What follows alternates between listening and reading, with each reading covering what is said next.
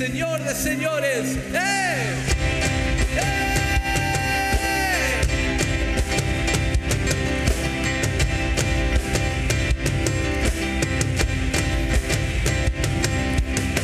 Cuando yo veo batallas, tú ves la victoria.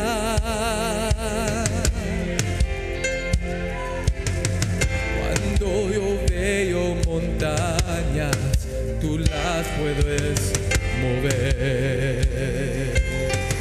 Al caminar por la sombra, tu amor me envuelve.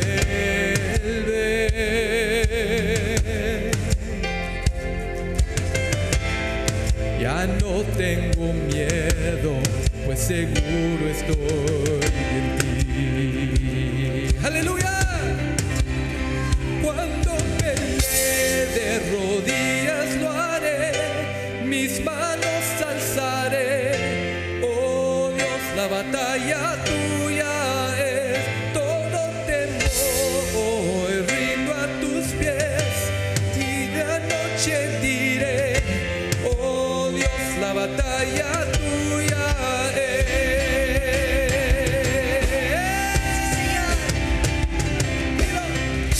Si tú estás conmigo, ¿quién está en mi contra? Sí, Señor, tú Jesús. Jesús, no hay nada imposible para ti.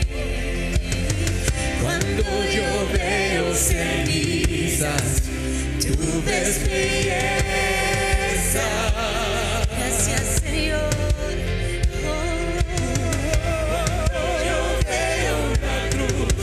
Dios, tú ves resurrección. Fuerte pueblo, cuando peleas, Cuando peleé de rodillas lo haré, mis manos alzaré. Oh Dios, la batalla tuya es, todo temor rindo a tus pies y en la noche diré, oh Dios, la batalla tuya es. Mi Dios poderoso, tú vas adelante, nada podrá contra el poder de nuestro Dios. Tú alumbras tinieblas, tú ganas batallas, nada podrá contra el poder de nuestro Dios. Mi Dios poderoso, tú vas adelante, nada podrá contra el poder de nuestro Dios. Tú alumbras tinieblas, tú ganas batallas, nada podrá contra el poder de nuestro Dios. Mi Dios poderoso, tú vas adelante, nada podrá contra el poder de nuestro Dios. Tú alumbras tinieblas, tú ganas batallas, nada podrá contra el poder de nuestro Dios. Cuando peleé de rodillas lo haré, mis manos alzaré. Oh Dios, la batalla tuya es, todo temor hoy rindo a tus pies y en la noche diré, oh Dios, la batalla tuya es, oh Dios, la batalla tuya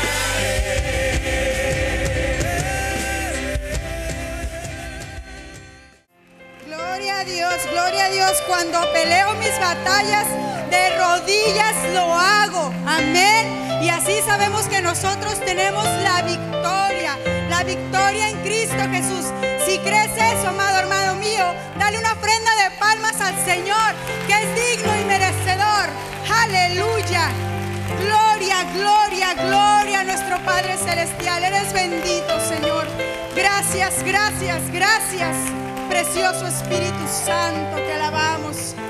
amados hermanos, estamos felices, ¿verdad? Después de esta preciosa alabanza que ha llenado nuestros corazones y ha llegado a la misma presencia de nuestro Señor. Así es de que les pido con todo el amor, ¿verdad?, que pueden tomar sus asientos en este momento. Y quiero dar la bienvenida al bello pueblo que nos sintoniza a través de los diferentes medios que el Señor nos ha permitido, como es el Facebook, en Iglesia Cristo Viene, Baytown, Texas, a los cuales les pido, mis amados hermanos en Facebook, ¿verdad?, que escriban sus comentarios por ahí para darnos cuenta desde dónde nos están sintonizando y que le den share para que todas sus amistades se vean beneficiadas, ¿verdad?, de esta preciosa alabanza y las prédicas hermosas de la Iglesia Cristo Viene. También a nuestros hermanos en el canal de YouTube Visión Celestial les damos la bienvenida. En el libro de Jeremías, como le dimos lectura, capítulo 18, versículo 1 y 2, el Señor habla a este profeta, al cual se le consideró el profeta que más sufrió de entre todos los siervos y siervas que la Biblia registra, aparte de nuestro Señor Jesucristo. En la traducción Dios habla hoy, encontramos 144 ocasiones en las cuales Dios habla a sus siervos con esta expresión: levántate. Y en cada una de ellas, cuando leemos el contexto, notamos algo interesante, que la razón por la cual Dios se dirigió a sus siervos o siervas fue con la idea de darles victoria en algún problema que se estaban viviendo. Cuando Dios dio estas expresiones, en la cual estaremos usando otros nombres de ministros, de profetas, de reyes, etcétera, que la Biblia registra, siempre fue ese el propósito, de que obtuvieran victoria sobre algún asunto especial. Y conocemos por las escrituras que el Señor permitió estas cosas, las cuales se registran en la Biblia por inspiración del Espíritu Santo, para nosotros los últimos. Dice que nos fue dado como ejemplo a los que tendríamos parte de la vida al final de los días. Y con esta idea debemos de entender cada ocasión que el Señor le decía a un siervo: levántate. Nuestro Señor Jesucristo nos habla en Mateos capítulo 24 verso 12, que aparecerá en las pantallas. Dice: y por haberse multiplicado la maldad, el amor de muchos se enfriará. Tenemos nosotros el conocimiento por el Nuevo Testamento de que en varias ocasiones se informa que los últimos días serían muy difíciles, donde habría mucho pueblo que se apartaría de la verdad o de la fe. Y Jesucristo lo anunció ya casi 2000 años que estaría sucediendo esto, que por haberse multiplicado la maldad, el amor de muchos se enfriaría, se apartarían de la verdad. Mismo Jesús lo menciona allí en el mismo libro de Mateos, las razones por las cuales el pueblo estaría apartándose de la palabra de Dios o de la verdad. Dice así en el versículo 22: el que oye la palabra, pero el afán de este siglo y el engaño de las riquezas ahogan la palabra y se hace infructuosa. O sea, son las influencias por las cuales el pueblo creyente se aparta de la verdad. Para permanecer en la fe, como Dios nos exhorta y nos recomienda que lo hagamos a todos aquellos que hemos tenido la oportunidad, el beneficio, el favor de nuestro Dios de haber sido encontrados por Él, para permanecer en la verdad tenemos que conocer lo que la semana pasada compartía. Debemos entender que el día que usted y yo recibimos a Cristo, venimos a ser propiedad de Dios. Es clave. Usted es propiedad de Dios, yo soy propiedad de Dios el día que le recibimos como Señor. Significa que tanto nosotros, nuestra persona, nuestro físico, como todo lo que poseemos, le pertenecen a nuestro Dios. ¿Estamos de acuerdo? Dígale a su hermano que está a su lado, si alguien está cerca de usted, dígale: ¿conoces tú que eres propiedad de Dios? Dígaselo más directo: ¿sabes que le perteneces a Dios?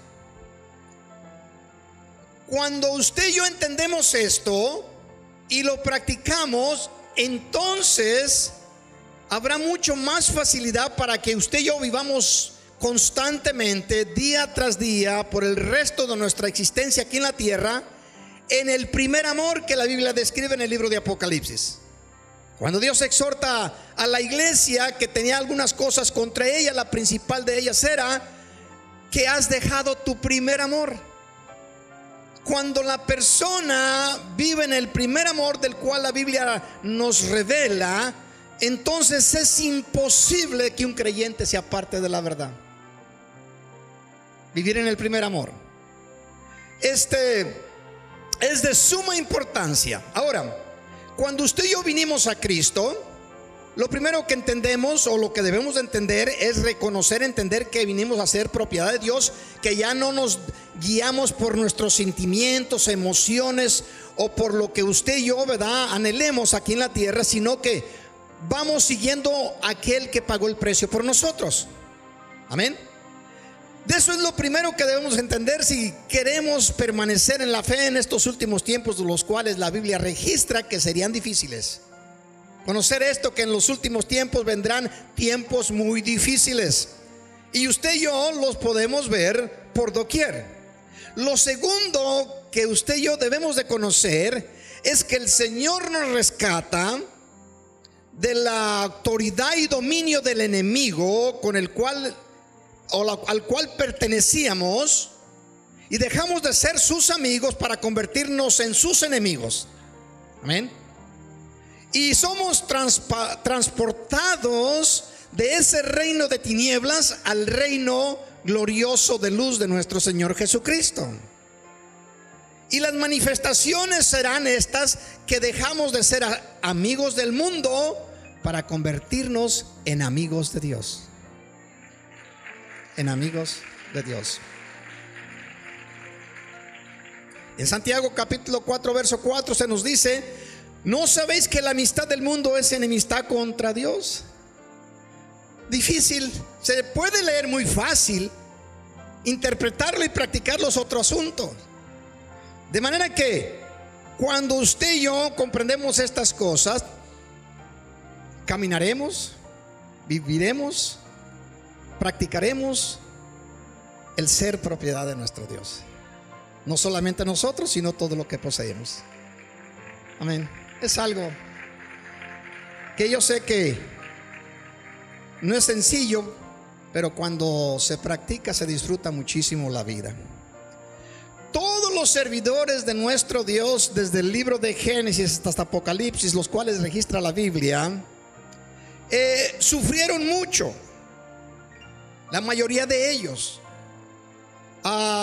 incluyendo a nuestro Señor Jesucristo.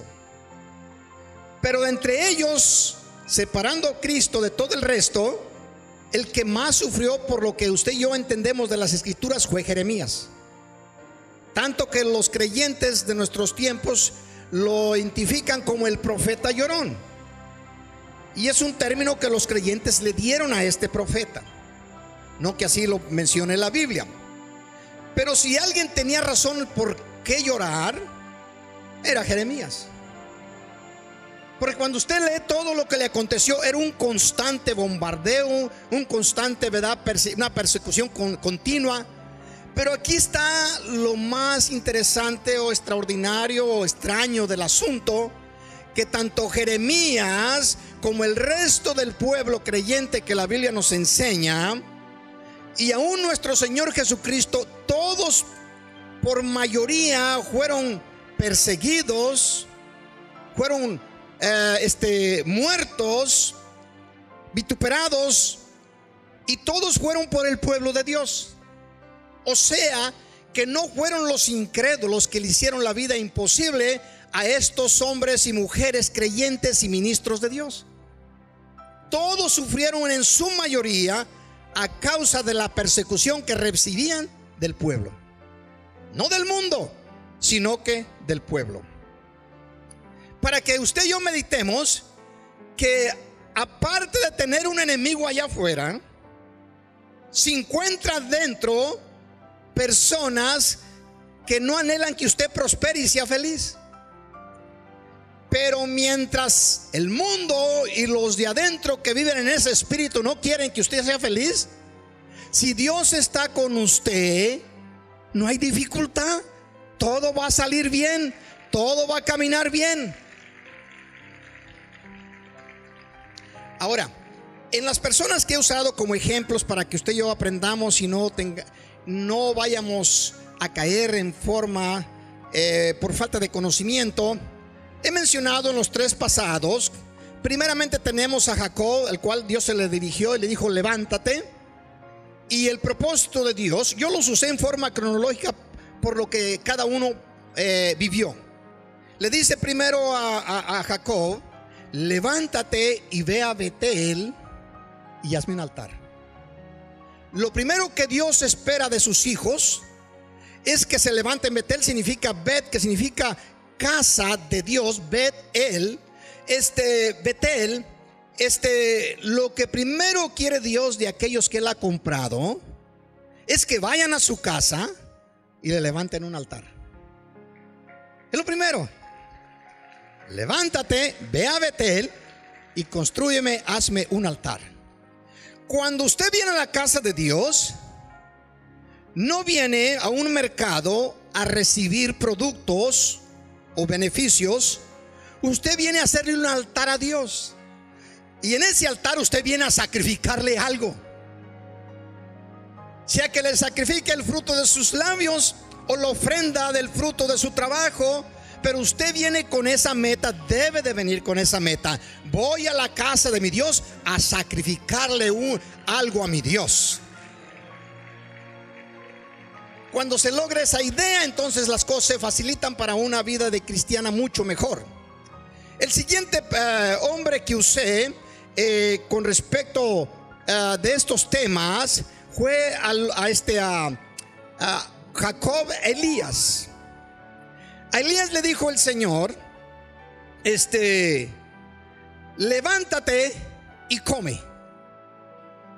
¿Qué es lo que refería a la semana que lo compartía? Pues lo que realmente significa. Recuerde que todo es una forma simbólica para un mundo espiritual. Le está diciendo a Elías: andas huyendo del temor, y la razón por qué andas en esas condiciones es porque no estás comiendo mis promesas, no estás comiendo mi palabra, no sabes que mis promesas te defienden. Le tienes miedo a una mujer que levantó su voz y dice que te va a hacer esto, te va a hacer aquello, porque no tienes en tu corazón mis promesas. Mis promesas te van a llevar a través del fuego, a través de la lluvia, a través de las batallas, de la guerra. Aunque un ejército se levante contra ti, no debes de temer. Come mi palabra, disfrútala, confía en ella. Le está diciendo a Dios. Es el otro paso del creyente. Después de estar ofreciéndole a Dios su sacrificio, de haber cumplido con ese primer objetivo, el siguiente es alimentarse de las promesas de nuestro Dios para conocer que las cosas van a ir bien para con nosotros. Porque las promesas de nuestro Dios todas son sí y amén, fortaleciendo al espíritu del creyente. Y después de en esa condición, el tercer personaje que mencionaba era Jonás el domingo pasado. La razón que Dios nos tiene aquí es con esta meta, no solamente de hacernos feliz, lo cual hace, sino que le prediquemos a los pecadores. Usted, sí, usted, Dios lo llamó para que fuera ministro. Después de haberlo hecho su hijo y su hija, no los guardó allí para meterlos en una vitrina donde no les pegue ni el aire. Los llamó para que predicasen el evangelio. Vayan por el mundo entero y prediquen el evangelio a todos los pecadores. Déselo fuerte a nuestro Dios.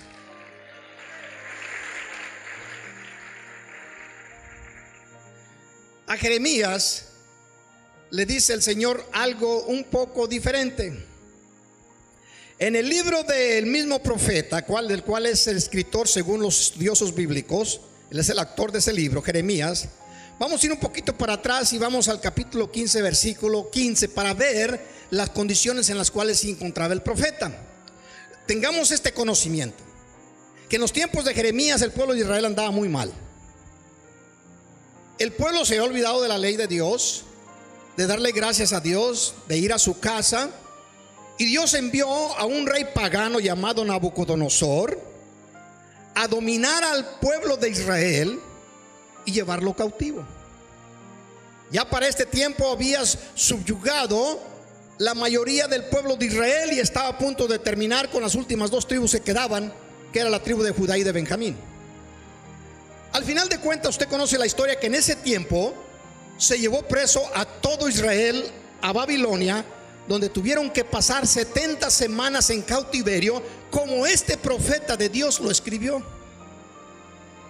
En ese tiempo se encontraba Jeremías, y Jeremías lo había desanimado mucho el pueblo, porque cada vez que les decía algo de parte de Dios, el pueblo se enojaba y se volcaban en contra de él. Lo azotaban, lo apedreaban, lo corrían de la ciudad, lo metían en calabozos, lo echaban en las norias. Total que la idea del pueblo era de que Jeremías se callase. Y había momentos en los cuales Jeremías les daba una palabra y el rey de Israel decía: no queremos que ese hombre nos hable. Dice: bueno, no hay un profeta, un rey le dice al rey de Israel: bueno, no hay un profeta de Dios aquí que nos diga palabra. Dice: existe uno llamado Jeremías, pero no queremos que él nos hable, porque siempre que nos habla cosas malas. ¿Sí? Y Jeremías se encontraba en esa condición. El pueblo lo desanimó tanto que empezó a echarse hacia atrás y dejar de hablar la palabra de Dios. Como un momento Pablo también hizo lo mismo. Usted recuerda la historia, cuando Pablo estaba allá, no quería hablar a los pecadores, y le aparece Dios en la noche y le dice: Pablo, levántate, predica aquí en este lugar, porque todavía hay mucho pueblo en este lugar para mí. Levántate, habla y no calles, porque todavía tengo mucho pueblo en esta región. Amén. Así que todavía hay mucho pueblo aquí en Baytown para predicarle. Jeremías capítulo 15, versículo 15. En la traducción Dios habla hoy, que aparecerá en las pantallas. En algunas ocasiones uso esta traducción por algunas formas directas a nuestro lenguaje presente, y podamos entender algunas cosas diferentes a lo que hemos entendido quizás. Que no es nada, que todo sigue siendo lo mismo, con diferentes expresiones. Jeremías capítulo 15, versículo 15 dice así: Señor, tú que lo sabes todo. ¿Cuántos están de acuerdo que Dios sabe todo? Luego le dice: acuérdate de mí y ven en mi ayuda. ¿Cuántos le han pedido a Dios que venga a ayudarlos? Muy bien, muy bien. Vamos muy bien, estamos más o menos en la misma posición de Jeremías. Y luego viene una oración de Jeremías muy interesante, la cual la iglesia no acostumbra a usar, pero el pueblo de Israel la usaba constantemente, la usaba mucho. Una oración pidiendo venganza. Esta la encontramos en Apocalipsis, después que la iglesia ha desaparecido. La iglesia recibió otra información, que no se vengasen ellos mismos, sino que dejaran la oportunidad a Dios. Pero Jeremías en ese tiempo no conocía esta historia o esta información, y le dice: toma venganza de los que me persiguen. Esta es la oración de Jeremías. ¿Y quién eran los que le perseguían a Jeremías? El pueblo de Israel.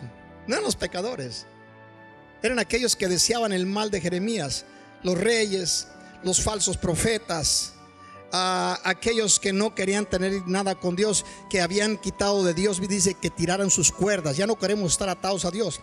Prosigue la escritura. Dice: no seas con ellos. Y mire la expresión de Jeremías. Señor, vamos a leer la porción donde está el signo de admiración. Dice: toma venganza de los que me persiguen. Véngate, Señor, de los que me están persiguiendo. Y luego dice: no seas con ellos tan paciente. Me golpean, me tiran de piedra, me escupen cuando voy pasando, hablan de mí toda clase de males, me avergüenzan por todos lados, me tratan como un ebrio, y todas estas cosas. Dice: Señor, no seas tan paciente con ellos. Sí, son tu pueblo, pero un pueblo impío, pecador, que no quiere nada contigo, y aquel que la está llevando soy yo. Y dice: no seas tan paciente con ellos. ¿Qué le parece la oración de Jeremías? Dice: no seas tan paciente con ellos, que me dejes morir a mí, que por ti soporto insultos. Ahí están los chismosos hablando de mí, dicen que son tu pueblo, hacen esto y mil cosas en contra mía, y a ellos no les haces nada, y a mí me están acabando estos. Es lo que está diciendo Jeremías. Ahora ponga atención. Yo he evitado juntarme con los que solo piensan en divertirse. Aquí es donde va usted quizás a no sentirse, algunos de ustedes posiblemente, a los que nos están sintonizando a través de los medios, que no se van a sentir muy cómodos. Pero si ama a Dios, espérese a ver qué Dios le comunica. Quizás no lo que yo diga, sino lo que realmente el Espíritu Santo le comunique. Dice Jeremías: yo he evitado juntarme con los que solo piensan en divertirse. Señor, he evitado juntarme con los que solamente piensan en los poris, en las vacaciones, en la diversión, en los picnics, en las carnitas asadas. Llega el domingo y como no trabajaron los 7 días de la semana, se quedaron a hacer una carnita asada porque los visitó un amigo, los visitó una amiga, vino un familiar de lejos. Yo evito juntarme con esa gente. Ellos nomás piensan en divertirse y son felices, tan contentísimos, tan fuertes, vigorosos, prósperos. Y yo he evitado andar con ellos para servirte a ti, y soy la burla y la crítica de ellos. Y luego ponga atención a algo que hasta que no lo leí yo comprendí lo que me estaba aconteciendo. Dice vamos en el ¿cuál versículo? No 100 ellos, ok, muy bien. Yo he evitado juntarme, verso 17, yo he evitado juntarme con los que solo piensan en divertirse desde que tú te apoderaste de mí, de que me llamaste a servirte, de que pusiste tu palabra en mi boca. Dice, te apoderaste de mí, he llevado una vida solitaria. Aquí me van a entender algo. Va a decir, una vida solitaria.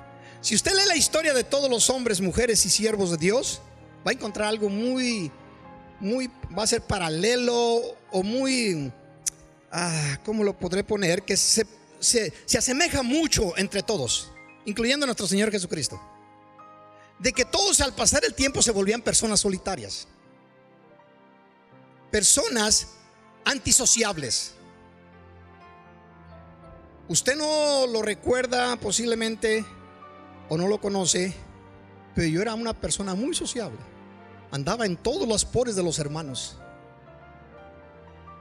Si iban a hacer celebración de una nada, ahí estaba yo con ellos. Me invitaban y yo, ni tardo ni perezoso, como dicen por ahí, ahí estaban. Me gustaban y empecé a probar alimentos de tantas diferentes formas. Si era esto, aquello, que unos que un pozole de carne con carne roja, con chile rojo, otro con chile verde, y toda clase de comidas diferentes. Algunas me iba para la casa y no dormía en toda la noche. Pero ahí andaba. Al pasar el tiempo, como si Dios fuera realmente el que lo está trabajando, empieza a hacerse uno solitario. Y es en beneficio del pueblo. A usted no le conviene que yo como pastor esté ahí en su casa todos los días. No le conviene. No le conviene. No se va a sentir libre. Se va a sentir que está allí siendo asfixiado por la presencia del pastor. Y está pidiéndole en su alma al Señor: ay, este pastor ya viene otra vez. Pero una vez al año está bien, pero ya 2, 3 veces a la semana no tiene que comer en su casa. Sí. Esto acontecía con todos los siervos de Dios. Se volvieron solitarios. Dice, de que te apoderaste de mí, he llevado una vida solitaria, porque mi dolor nunca termina. Me golpean una vez, ya para cuando estoy sanando ya me volvieron a golpear otra vez. Dice, te has vuelto para mí como el agua engañosa de un espejismo.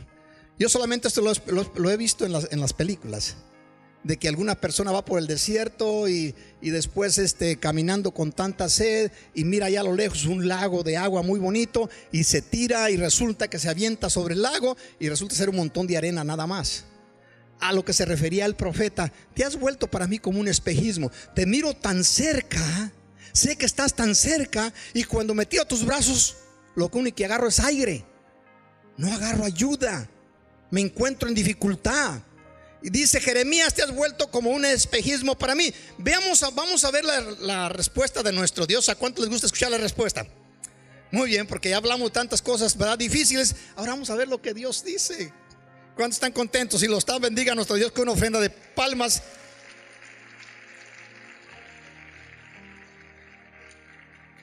Jeremías capítulo 15, verso 19. Dice así: entonces, diga usted conmigo, entonces el Señor me respondió: si regresas a mí, volveré a recibirte y podrás servirme. Lo voy a leer porque me perdí los puntos y las comas allí. Entonces el Señor me respondió: si regresas a mí, volveré a recibirte y podrás servirme. Espero que alguien lo entienda. Espero que alguien lo comprenda. Jeremías quería descansar, ya no quería dificultad en el asunto de Dios. Y Dios le dice: si tú regresas conmigo, dice el Señor, si tú te regresas conmigo, volverás a servirme.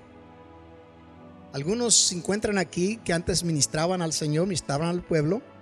Algunos me están escuchando a través de los medios y le servían a Dios y eran ejemplo de la grey, motivadores del que estaba desanimado, levantaban al caído con palabras de promesa de Dios. Y ahora se encuentran ahí sufriendo, amargados, cansados, diciendo que están cansados.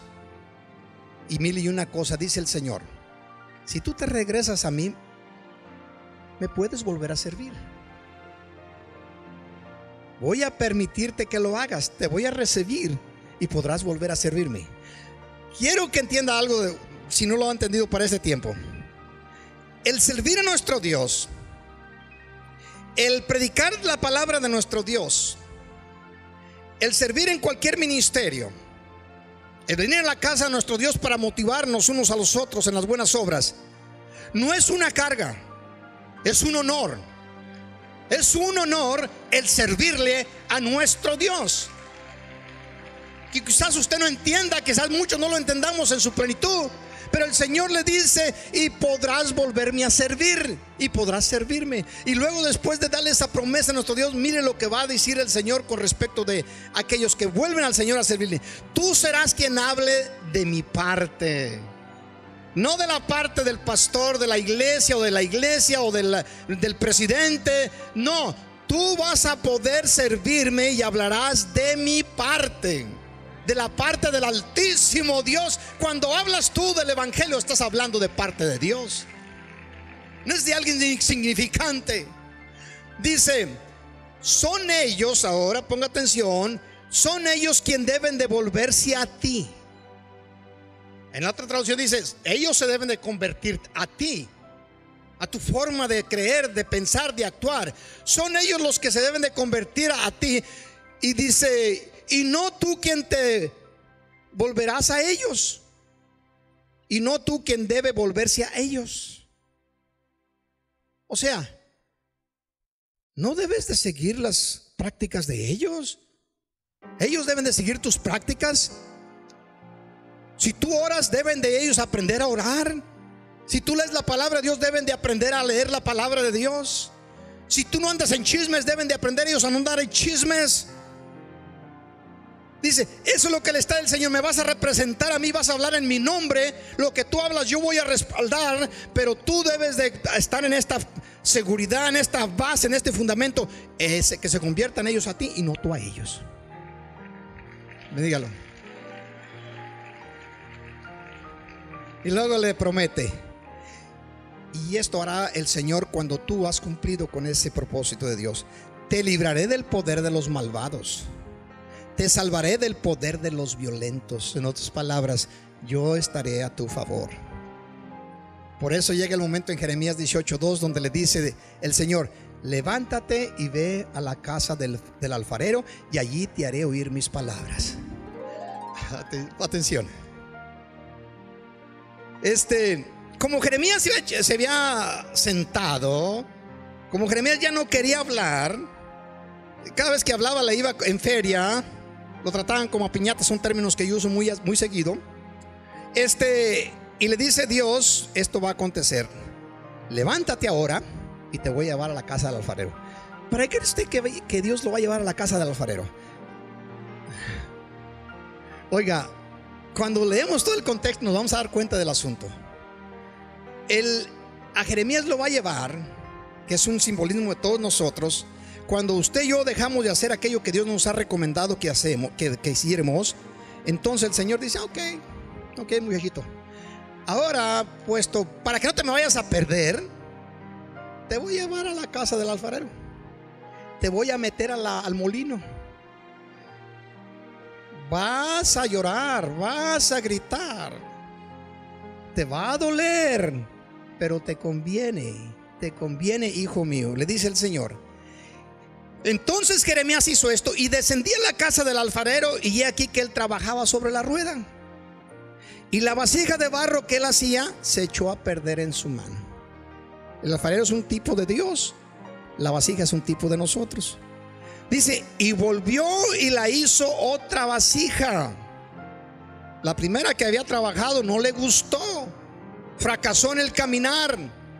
Ahora Dios dice: te voy a hacer diferente, porque no me sirviste de la forma que te había hecho la primera vez. Ahora te voy a hacer una vasija nueva, para obras diferentes, para algo glorioso.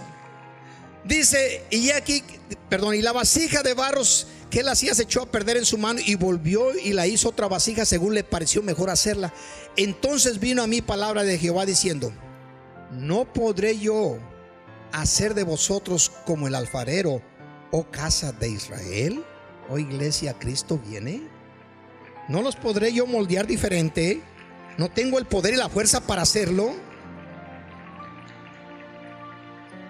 Dice Jehová: he aquí que como el barro en la mano del alfarero, así sois vosotros en mi mano, oh iglesia, Cristo viene.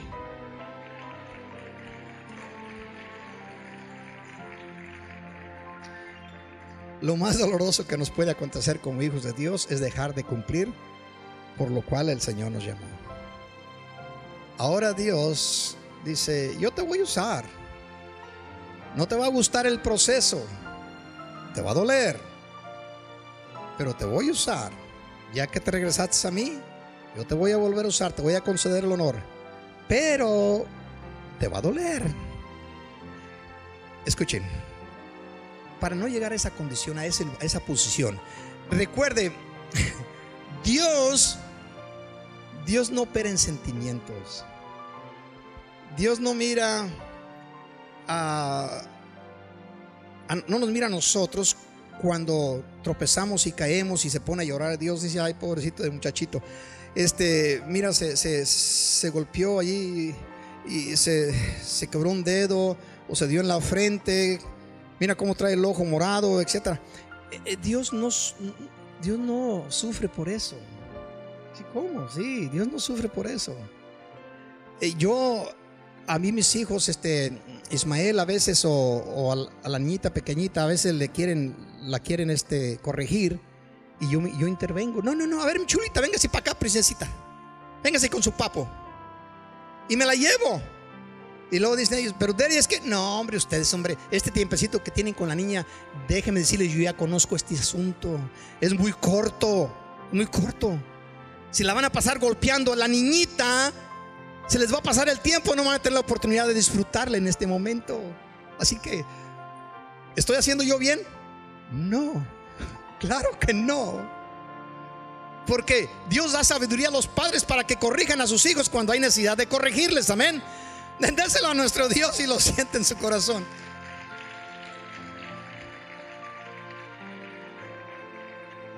De modo que el Señor no se va a tocar, va a decir así, no se toca el corazón por meternos a la rueda.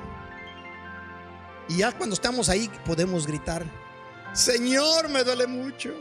Señor, sálvame que perezco en este asunto. Señor, pero ¿por qué a mí? ¿Por qué no mejor aquel hermano, aquella hermana tan problemáticos que existen en la iglesia? Les va bien a ellos y mira a mí cómo está. Yo que te sirvo de día y de noche, que no fallo a ningún servicio, que levanto mis manos y grito más fuerte que todos, etcétera, etcétera. Que ofrendo y que diezmo y que no te fallo, y a mí me está yendo como si fuera piñata de los niños. Y el Señor está diciendo: hay unas cositas que necesito trabajar contigo. Y si no dejas trabajar, entre más te jalonees, peor va a ser el asunto. Yo he escuchado por ahí que los policías son esas, le dicen esposas. ¿Por qué le dirán esposas? En español le dicen esposas. Y la persona, si le jala un poquito, según tengo entendido, los engranes que tiene se aprietan. Me imagino que le dicen esposas por el asunto de la esposa, no sé. Y si le jalas un poquito, aprieta más el asunto y te va a ir más mal. Pero le dicen así, ¿verdad? Y yo no sé ni para dónde iba.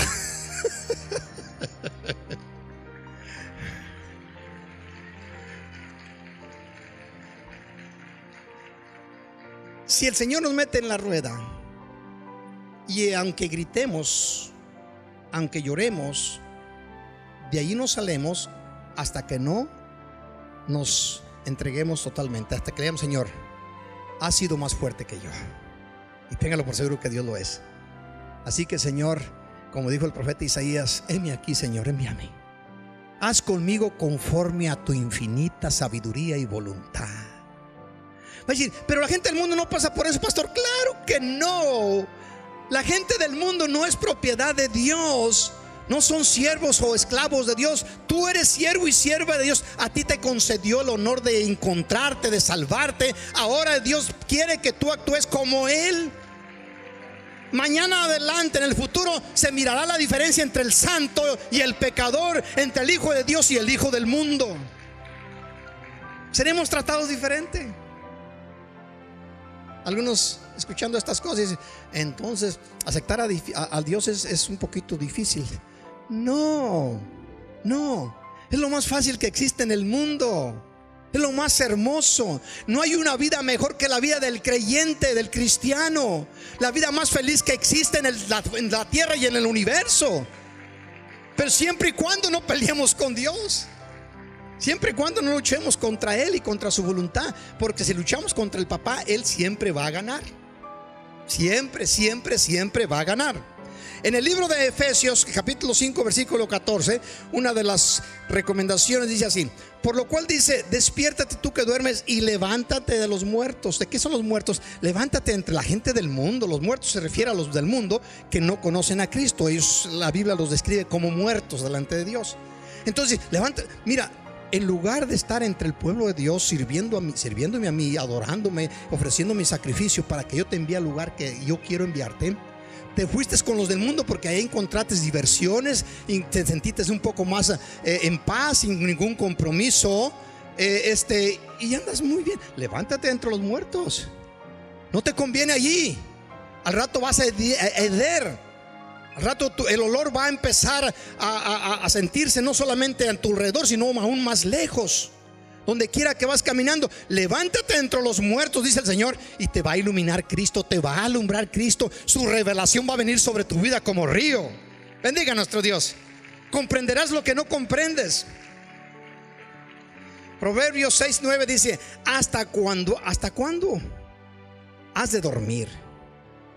¿Cuándo te levantarás de tu sueño? Nuestros sueños deben estar basados y fundados en Cristo. Déjeme decirle que cuando usted tiene sus sueños en el Señor, Dios se encarga de proveerle como usted y yo no tenemos idea. Es increíble.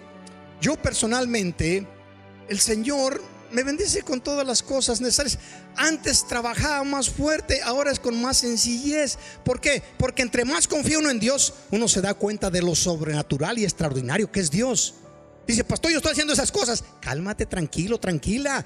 Vas para allá, sigue luchando la buena batalla. Sigue peleando, sigue confesando, sigue declarando. El Señor te va a recompensar en el tiempo divino de Él, en el tiempo de nuestro Dios. Dice: pues ¿cuándo te vas a levantar de tus sueños? un poco de sueño, un poco de dormir y cruzar un poco las manos para reposo, así vendrá tu necesidad como caminante y tu pobreza como hombre armado. Si la persona sueña en las cosas de este mundo, en las cosas que el mundo le puede proveer, el enemigo va a venir en contra de esa persona, de ese creyente, como si fuera un ladrón caminante, como dice, como ladrón, como hombre armado. Ya termino.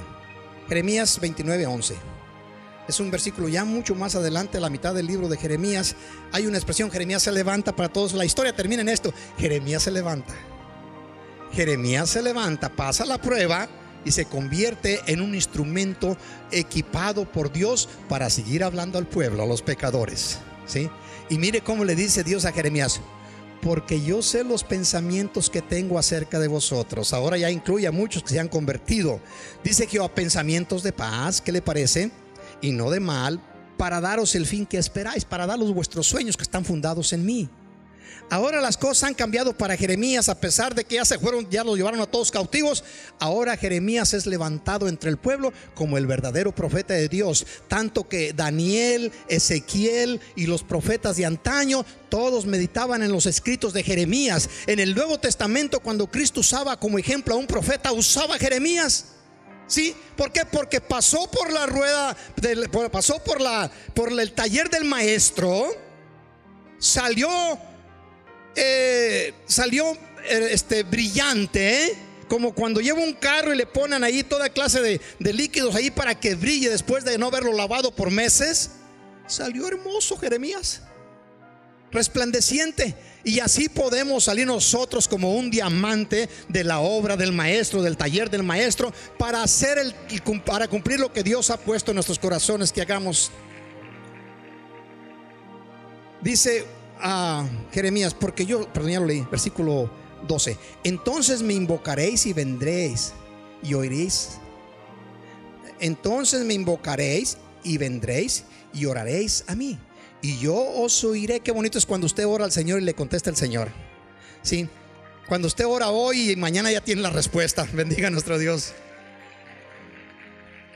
Cuando usted ora hoy y pasan los días, los meses y no hay respuesta de Dios, parece como si Dios no existiera. Pero cuando la persona ya entró en el plan perfecto de nuestro Dios, entonces me invocaréis y vendréis y oréis a mí, y yo os oiré. Y me buscaréis y me hallaréis, porque me buscaréis de todo vuestro corazón. De todo vuestro corazón. Termino con el Salmo mientras el grupo pasa por aquí. Salmo 1:7, que es muy conocido. Dice: luego que clamaron a Jehová en su angustia, los libró de sus aflicciones. Los sacó de las tinieblas y de la sombra de muerte, y rompió sus prisiones. Verso 19: pero cuando clamaron a Jehová en su angustia, y los libró de sus aflicciones, envió su palabra, Dios, y los sanó y los libró de la ruina. Amén. Déselo fuerte a nuestro Dios. Le invito a que se ponga de pie.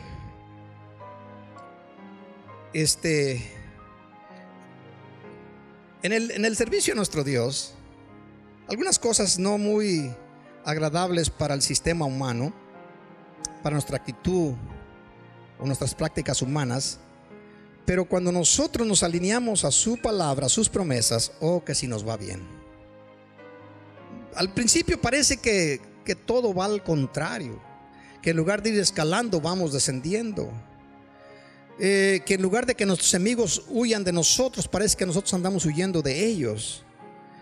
En lugar de que nos traten con cariño, nos tratan con golpes. Y dice uno: ¿hasta cuándo, Señor? ¿Hasta cuándo? ¿Hasta cuándo? Y esto lo dijeron muchos los profetas de antaño.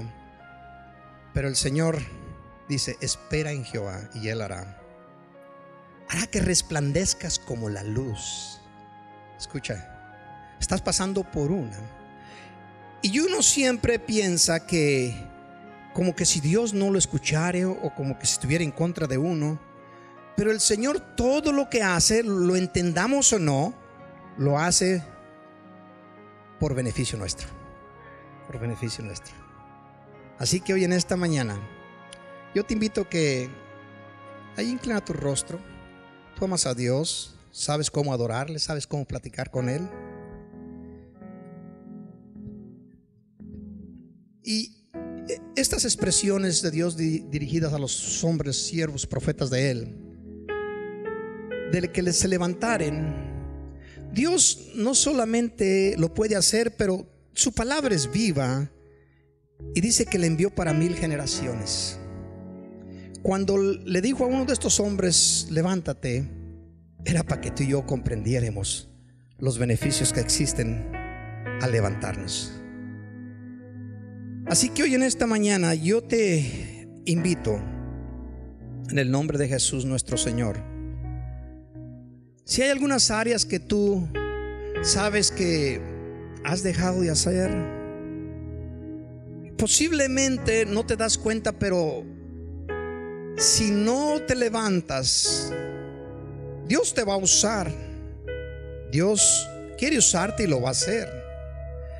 Pero si esperas mucho tiempo, puede llegar el momento donde el Señor tenga que llevarte a la rueda y tratarte como a una masa. Eso no nos conviene a ninguno. No nos conviene. Sí, saldremos más pulidos, más lúcidos, etcétera, pero mejor es que hagamos eso antes de llegar ahí. Lo podemos hacer. Lo podemos hacer. Por eso en esta mañana te invito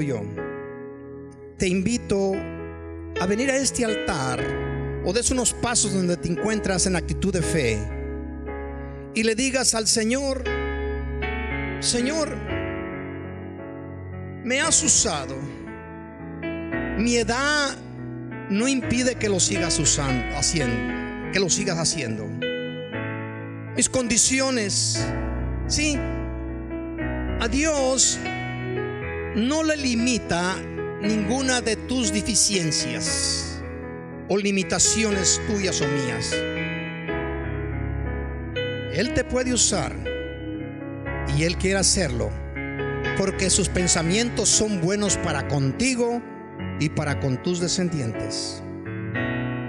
Pero preséntate en esta mañana y adorémosle unos momentos con esta estrofa. Adorémosle unos momentos y platica con Él y dile: Señor, la situación, las condiciones de la iglesia no se prestan para que yo pueda hacer lo que tú pusiste en mi vida hacer. Sí, estás pensando con tu mente humana, creyendo limitado a lo que tú conoces hacer, sabes hacer. Pero Dios no piensa como los hombres. Hay un infinito universo de cosas que tú puedes hacer cuando te dejas usar por las manos del Maestro. Cree que puedes, porque Dios lo va a hacer a favor tuyo. Cree en lo sobrenatural de nuestro Dios y en el amor inmenso, intenso que tiene por ti. La Biblia lo describe de esta manera, que nos amó de tal forma que dio su vida. Y Pablo lo registra diciendo: si Él no escatimonia a su Hijo, ¿cómo no nos dará por medio de Él todas las cosas? Oh, cree que Dios puede hacerlo. Lo puede hacer contigo. Mientras levantas tus manos y el Ismael con el grupo eleva esta estrofa, si ese es, puedes usar esa expresión para darle gracias, acercarte a nuestro Dios. Debes de hacerlo, te conviene hacerlo. Yes. Te adoramos, Padre.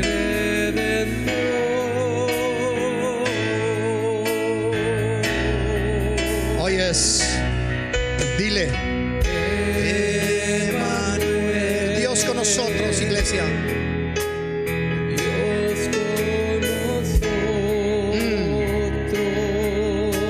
Te amamos, Padre, te amamos.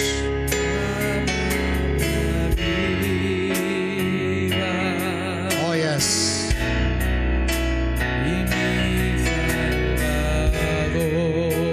Santo, santo, santo.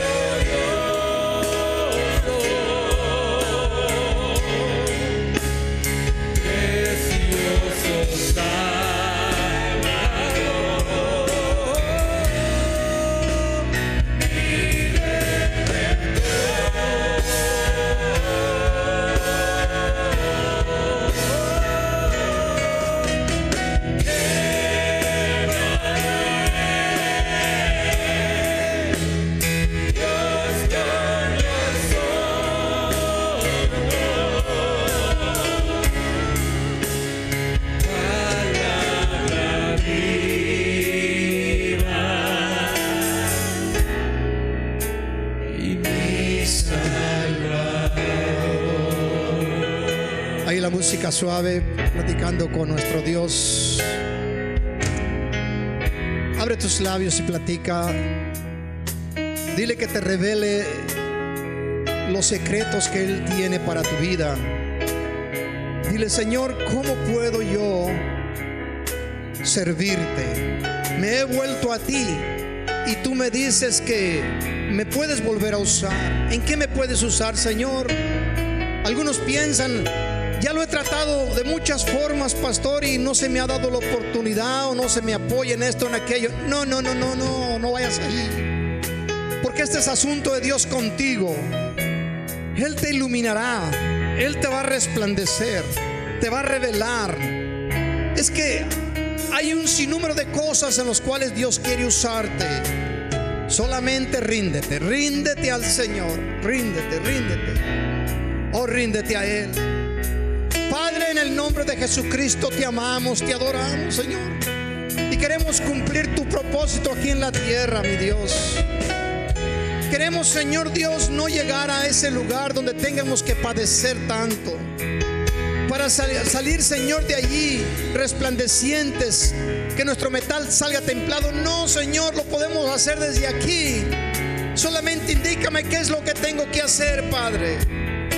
Déjate que Él te tome de tu mano, te conduzca por el buen camino.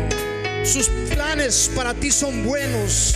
Solamente confía en Él y no en lo que el mundo ofrece. No te dejes seducir por las ofertas de este sistema, por el brillo que existe en las cosas temporales. Yes.